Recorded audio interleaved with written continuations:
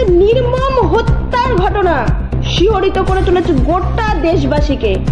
কি বলছে ভারত সরকার আর কি বা পদক্ষেপ নিচ্ছে? আমরা কি সত্যি নিরাপদ? স্বজনহারাদের চোখের জল, তাদের হাহাকার, সমবেদনার সত্যি কিন্তু কোনো ভাষা নেই।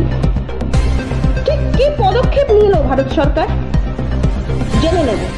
ভারত সরকারের পদক্ষেপ, বন্ধ করে দেওয়া হয়েছে কিন্তু সিন্ধু জল চুক্তি, ওয়াঘা 18 সীমান্ত বন্ধ পাকিস্তানিদের ভিসা।